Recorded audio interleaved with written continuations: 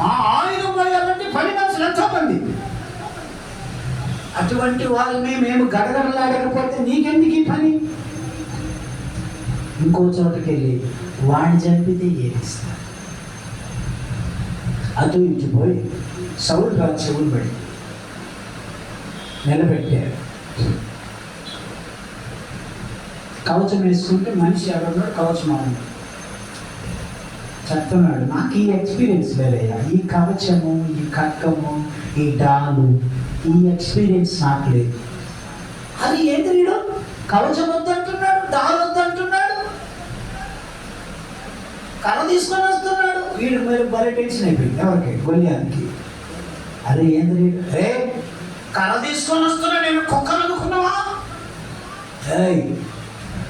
నువ్వు కత్తితోనో ఈటుతోనో నా మీదకి వస్తున్నావు, నేను యెహోవా నామమున యుద్ధానికి వస్తున్నా. హల్లెలూయా, హల్లెలూయా.